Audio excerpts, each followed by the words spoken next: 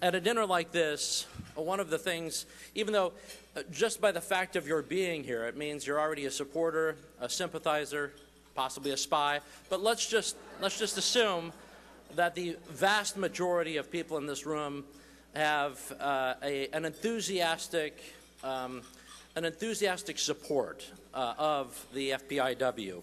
But that doesn't mean you don't need reminded from time to time about what it's all about and who it is they're working for. So right now, we're going to hear from three different perspectives. We're going to start with the citizens' perspective on FPIW. Please welcome Beth Bourne to the stage.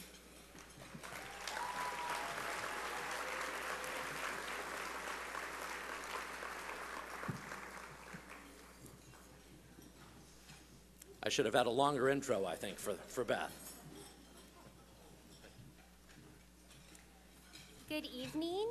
Like you shared, my name is Beth Bourne, and I'm a special education teacher in the Olympia School District. And I have a passion for wanting to make a difference in Washington State, specifically with children and families. And before I encountered FPIW, I was really frustrated because I didn't know how to use my voice to make a difference. And I'm going to share an example of how frustrated I could get. I ended up writing a letter to a legislator and just kind of sharing all my concerns, what was happening. And I remember before I dropped this letter off into the mailbox, I was like, Lord, I just pray that this letter makes a huge impact. Well, that was a prayer that was answered, because the next day I was contacted by the FBI because that letter was flagged as a bomb threat. So, and that was kind of like the, little did I know that was like kind of the beginning of God bringing me into this organization and really changing my life. So what I've learned through, I took the Olympia 101 citizen training class and also the Olympia 301 training class for a lobbyist. And those have given me the tools and resources to know how to go out into my community with my generation, going out to the Capitol campus, to know how to make connections with people, and really giving me the confidence in my little toolbox to know how to approach my representatives correctly. So I just want to encourage each one of you to get involved, and if I can do it, you can do it. I'm a special education teacher. I didn't go to law school. You guys can do it too. If you have any questions or concerns, please come and talk to me. There's also Christine Dillon, Jim Michelle, Megan Reese, who are all here, who would love to answer your questions. And also, don't worry, I am not on the FBI list. Thank you.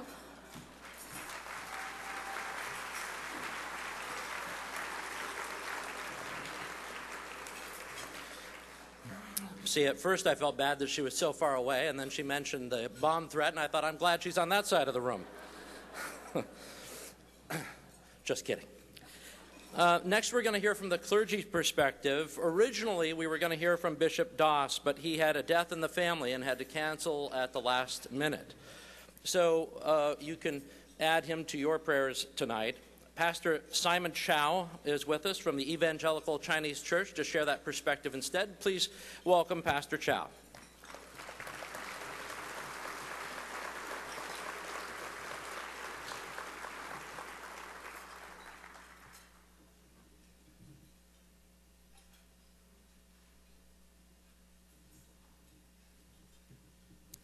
Good evening, everybody. To Joseph, I want to say thank you very much for having me here tonight and for allowing me to say a few words. I'm here because I care about the family. I mean the family as God has designed. It should be held sacred and no one should redefine it. I'm here because I care about our nation. It is a great nation because it was built on great principles. They should be cherished and honored. Let no one tamper with them. I'm here because I have a high respect for Family Policy Institute for its stance on family. People in my community have found a voice that speaks to the public. Our deeply held convictions on traditional marriage and family and the sanctity of life. I want to thank Joseph for speaking to the Chinese pastors in Greater Seattle area on several occasions. so that we become informed of what is going on, and to, again, reinforce the importance of voicing our convictions in the government and in the public square. And again, I want to thank you, Joseph, for helping us realize how important it is to exercise our constitutional rights as citizens, that we should make our voice heard, and that we should make a difference in our community and our society. Thank you.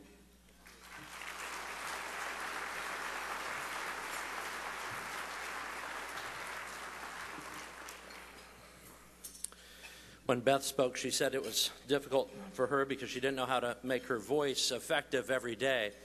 And I thought, I talk for a living, and I'm constantly worried I can't make my voice effective every day. So it is a challenge, and it helps to have people there to help you. Next, we're going to hear the political perspective from Representative Van Werven.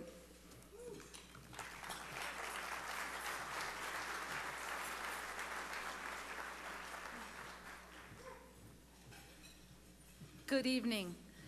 I have a unique perspective because I went from being a citizen activist to being a citizen legislator. I went from working with FPIW to working on behalf of FPIW and the values we share.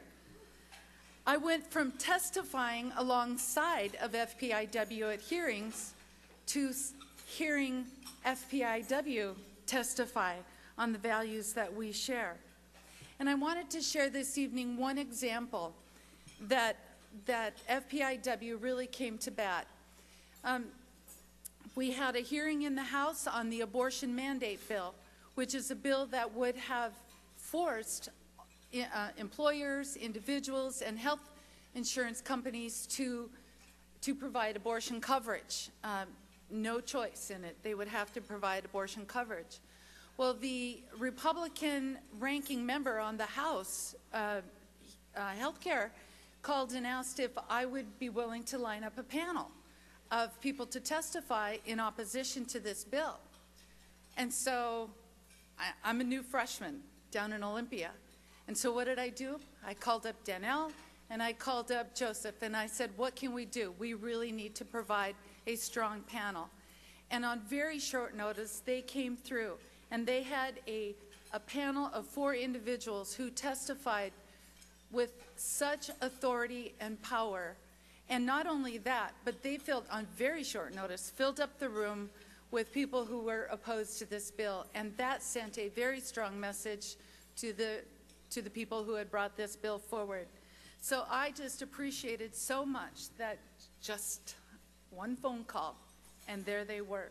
And it was a great day, and I appreciated that so much. You know, the reality in Olympia is, in the House side anyway, we, the like-minded people, we do not have the majority. So we are in a position, defensive position, of having to attempt to kill bills. So I have taken great comfort in the words of Calvin Coolidge, who always said, it is better to kill bad bills than pass good bills. So that's what we've been about this last session. And I appreciate FPIW so much. Thank you.